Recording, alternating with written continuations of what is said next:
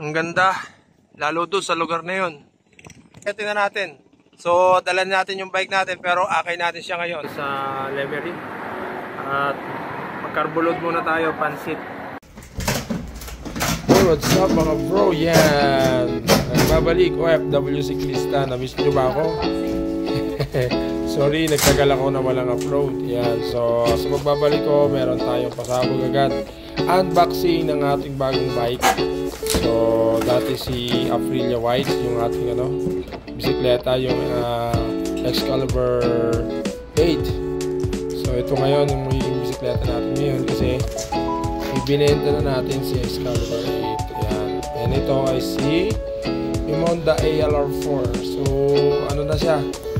Road bike na. Nag-shift tayo sa road bike mga bro. So, as long as 2 wheels drive pa rin, ito ay siguro good sa ating channel. So, yan ang ating si Honda ALR4. So, wala pa akong pangalan dito. Ayan. So, ang kagandahan dito kay Honda is naka-hydraulic disc brake siya. And Shimano rotor disc na Ice-Tech ang kanyang ginamit. Yun yung plus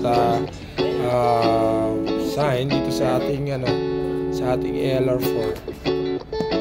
Yan. So, ito nga pala yung ating Honda Trek ng Honda ALR4. So, dahil tayo may katangkaran size 58 yung kinuha natin. Medium gray yung ating yung ating kulay. Ayan. So, banda-banda yan gawin na lang natin. Ipa-repaint na lang natin. Yung siguro yung plano ko. So, yan ang ating So, unboxing to and first impression yung ating content natin ngayon. So, kumusta kayo mga bro? Yan lang isang kulay. YouTube natin. YouTube live natin. So, sa mga subscriber natin dyan, sorry hindi ko kayo na-update for sometimes. And ito, nandito na tayo ngayon ulit. So, makikita nyo na ulit ang ating mga content mula sa sa moment na to. Abangan nyo yung mga content natin gagawin. And marami pa tayong gagawin ng mga content. And may mga twist na mangyayari sa ating channel. And I hope na supportahan nyo pa rin ako. Ayan, so sana andyan pa rin kayo kahit nagtagal na tayo walang upload. And excited ako sa road bike natin, mga rides. And yun nga, sabi nga kapag nag-start ka sa mountain bike, eventually mapupunta ka sa road bike. So yan. So yan, pakita natin mamaya sa pag natapos na natin, mas forward natin. Let's go!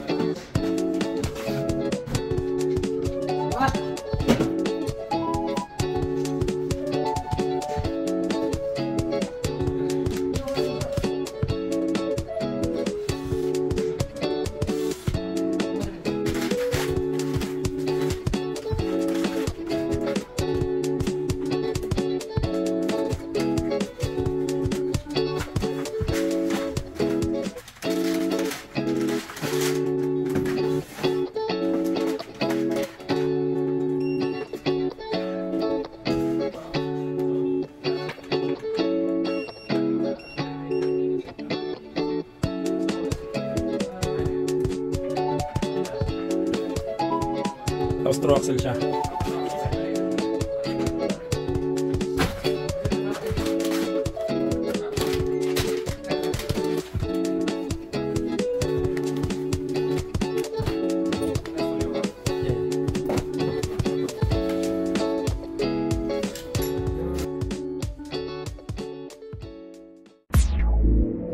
And ito na nga mga bro, after ng natin, makuha natin yung bisikleta dun sa kasa o dun sa showroom. And kahit gabi is tingnan agad natin yung pagkakaiba. So ito nga pala yung ating dati ang road bike. Yan, si Captain O Ranger. Yan, siya naman ay isang isang Trek 1.1 series. Ayan. Napakaganda rin ng ano na to, ng bike na to. Napakabilis din, napakabilis makalimot. So yan. So ito ngayon itong ating si Trek Emonda ALR4. Yan. So pakaangas, baka Emonda yan. Yan. So sa point na to is ano pa lang, hindi ko pa siya nasakyan masyado. Na ano ko pa lang siya, ginagamay-gamay ko pa lang siya. And yan, dinala natin siya sa sa park, sa Alnado Park para mabinyagan. At papakilala ko sa inyo ng medyo konting detalyado dito. So, ito is Emonda ALR4. Yan, ang kagandahan dito is yung design niya is para na siyang carbon. Hindi mo na siya makikita yung mga welding. So yan, naka Tiagra, Shimano Tiagra ang ating Emonda ALR4. Yan. Yan, tingnan nyo naman, pansinin nyo mga bro, at hindi kita yung niya, yung mga welding niya, although aluminum pa siya. Yan, hindi kita talaga yung mga butt joint niya dyan. So kala mo talaga kung pagmamasdan mo sa malayuan is talaga siya, carbon lodi. Yan, ng baka Ice-Tech yan, Shimano Ice-Tech ang ating rotor. Yan. And 10 speed siya. So although siya, dahil siya Tiagra is naka 10 speed. Yan, nilagay na rin natin yung natin dyan, yung ating saddle bag. Yan. At sinabi ko nga dati nung una is siya, ang nagustuhan ko sa kanya is hydraulic brake na yan, rotor brake na hydraulic. Yan yung ating cockpit. Nandiyan na rin yung ating IG Sport na Cyclo computer. Yan mga bro ang ating nakayanan. So for keep na tong bisikleta na to, ang road bike na to ay for keep na. Uwi ko to sa Pinas at marami pa tayong mga ride na pagdadaanan nito. And I hope na makasama ko kayo sa daan mga bro. Ayan ang ganda ng aggressive look. Sabi nga nila is yung yan size 58 yung natin, yung frame size natin. Naka na rin siya, naka clip pedal na, clipless pedal na rin. Yan ang ating and nilagyan na rin natin siya ng mga sensors sa bisikleta.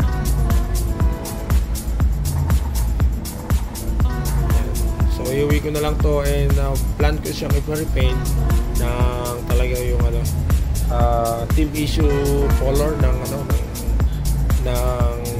Trek, yung black, red and white. Bone trigger. Yan ang ating alright, so yun, hanggang dito na lang tatapusin ko na yung ating unboxing at saka first impression ng ating Emonda ALR4. And I hope makita nyo ako sa daan at makasabay ko kayo sa mga rides dito man sa Saudi Arabia or sa Pilipinas. Maraming salamat sa patuloy nyo pagtangkilik ng ating YouTube channel, and I hope na nandiyan kayo ano man mangyari. At may mga plano tayo in the future, may maaaring magkaroon ng twist ng ating channel na yun. Let's go!